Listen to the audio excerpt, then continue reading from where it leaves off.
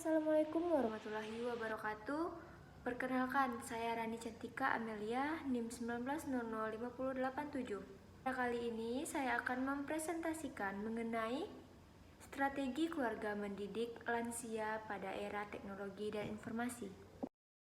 Baik, topik kita kali ini yaitu membahas mengenai lansia, yang mana pada minggu sebelumnya sudah membahas mengenai anak usia dini, remaja, serta orang dewasa. Nah, pada kali ini kita akan membahas mengenai lansia. Nah, apa itu lansia? Lansia merupakan tahapan perkembangan manusia pada umur 60 tahun ke atas, baik itu yang masih aktif beraktivitas bekerja ataupun yang sudah tidak berdaya lagi untuk bekerja. Nah, secara umum seseorang dikatakan lanjut usia apabila usianya sudah 60 tahun ke atas. Nah, lansia ini bukanlah suatu penyakit, namun merupakan tahap lanjut dari suatu proses kehidupan yang ditandai dengan penurunan kemampuan tubuh untuk beradaptasi dengan lingkungan.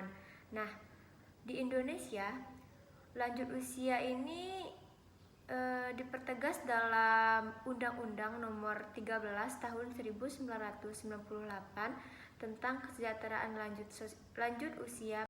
Selanjutnya mengenai teknologi informasi. Teknologi ini dapat dijumpai di berbagai bidang kehidupan dan juga di semua golongan, termasuk golongan lansia. Nah, kehadiran teknologi pun dapat meningkatkan kualitas hidup masyarakat. Namun demikian, masih dapat juga dijumpai adanya digital gap di masyarakat atau masyarakat yang gagap teknologi. Nah, pertanyaannya sekarang, apa kaitan antara lansia dan teknologi informasi? Di sini ialah bagaimana strategi keluarga mendidik lansia pada era teknologi informasi. Berdasarkan artikel yang saya baca dengan judul Lansia di Era Digital ini mengatakan bahwa digitalisasi sedang melanda berbagai wilayah di dunia dan juga di semua golongan. Nah, apalagi pada saat pandemi kemarin, dengan adanya pembatasan sosial mendorong setiap orang untuk menggunakan teknologi informasi ini di berbagai bidang kehidupannya. Nah, tidak hanya digunakan untuk komunikasi, pertemuan, tetapi juga untuk keperluan belanja, konsultasi medis, dan juga teknologi finansial lainnya. Nah, kondisi seperti ini memerlukan kemampuan untuk mengoperasikannya. Nah, selain juga harus memiliki alatnya, kita juga harus paham bagaimana cara menggunakan teknologi tersebut agar nantinya kita tidak dirugikan oleh teknologi ini. Nah, pada 10 tahun belakangan ini, berbagai upaya perlu dilakukan untuk mewujudkan sehat dalam berteknologi. Nah, dengan sasaran bukan semata-mata kepada lansia saja, namun juga kepada generasi calon lansia.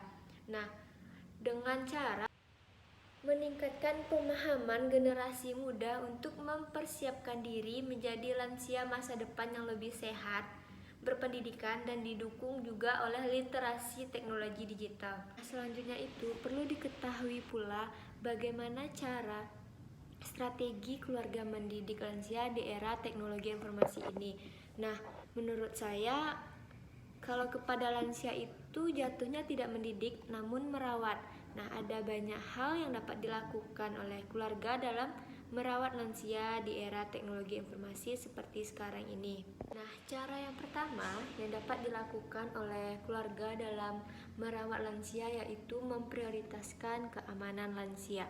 Memprioritaskan keamanan lansia ini merupakan hal penting yang harus dilakukan keluarga dalam merawat lansia. Kenapa? Karena dengan adanya pertambahan usia memang membuat tubuh lansia yang tidak sekuat dahulu. Jadi dengan mudahnya lansia tersebut jatuh, tersandung atau apalah seperti itu. Nah, sebagai contoh, yang dapat kita lakukan itu seperti mengatur tata letak perabotan dan benda-benda di sekitar lansia dengan tepat agar lansia dapat lebih mudah bergerak atau berpindah tempat. Nah, pastikan barang-barang yang dibutuhkan sesering mungkin oleh lansia itu posisinya mudah dicapai oleh lansia agar nantinya tidak berdampak buruk kepada lansia. Cara yang kedua yang dapat dilakukan oleh keluarga dalam mendidik lansia yaitu keluarga harus memperhatikan kebutuhan nutrisi lansia. Nah, sama seperti kebanyakan orang, lansia juga memerlukan zat gizi untuk keseimbangan tubuhnya. Karena bahkan lansia lebih memerlukan banyak nutrisi untuk asupannya sehari-hari dibandingkan orang dewasa, karena lansia ini tubuhnya tidak sekuat dulu lagi. Cara yang ketiga yang dapat dilakukan keluarga dalam mendidik lansia yaitu kita harus memahami bagaimana kondisi kesehatan sang lansia. Nah, seperti yang kita ketahui, lansia ini rentan akan terkena penyakit atau sudah memiliki penyakit bawaan. Nah, oleh karena itu kita harus dapat memahami bagaimana sih kondisi lansia ini, apa sih yang harus dilakukan agar kesehatannya tetap terjaga. Nah, cara yang keempat yang dapat dilakukan keluarga dalam merawat lansia di era teknologi informasi ini yaitu keluarga dapat membantu lansia untuk tetap aktif berkegiatan. Nah, salah satu kunci untuk hidup lebih lama ialah lansia tersebut merupakan lansia yang sehat dan bahagia. Nah, perawatan untuk lansia agar senantiasa berbahagia itu ialah dengan membantunya untuk tetap berkegiatan dan bersosialisasi dengan orang banyak. Dibandingkan dengan lansia yang terlalu banyak menghabiskan waktu sendirian di rumah tanpa melakukan kegiatan, nah, merupakan lansia yang kurang sehat atau lansia yang sering merasa kesepian, terisolasi, hingga terjadi timbulnya banyak penyakit seperti overthinking, gangguan kesehatan mental, stres, dan lainnya. Nah, oleh karena itu keluarga harus peka dan harus peduli dengan kegiatan yang disukai oleh lansia agar hidup lansia tersebut tidak monoton. Contohnya saja, keluarga harus mendukung. Misalnya sang lansia ini menyukai suka menjahit gitu kan, suka menjahit. Nah, kita sebagai keluarganya harus menyediakan wadah atau setidaknya kita memberikan waktu atau fasilitas untuk lansia tersebut agar dapat beraktivitas, melakukan aktivitas yang disukainya agar dia tidak monoton daripada dia terbaring tidur. Nah, baik, selanjutnya saya akan memberikan contoh lansia yang sukses dalam memanfaatkan teknologi. Nah, kelompok lanjut usia kerap dianggap jauh dengan dunia teknologi digital. Padahal banyak oma dan opa lansia yang memanfaatkan teknologi digital itu untuk berbagai keperluan, termasuk menjadi pengusaha kecil dan menengah. Berdasarkan artikel yang saya baca, ada Ibu Rosdiana Nenggolan.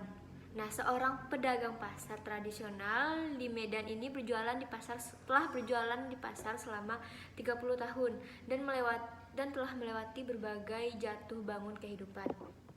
Bahkan pada saat pandemi Covid kemarin memberikan pukulan yang sangat besar kepada Ibu Nenggolan yang mengakibatkan penurunan penjualan drastis hingga 70%.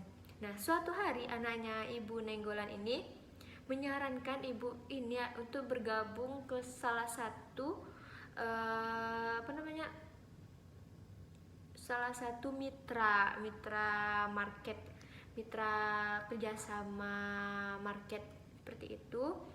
Nah, awalnya ibu ini menolak, namun anaknya tetap memberikan solusi terkait itu dan mengajarkan ibunya perlahan-lahan menggunakan bagaimana menggunakan teknologi ini, dan akhirnya penjualan ibu tersebut laris dan banyak peminat, dan akhirnya hal tersebut memotivasi Ibu Rosdiana untuk lanjut berjualan menggunakan mitra kerjasama tersebut.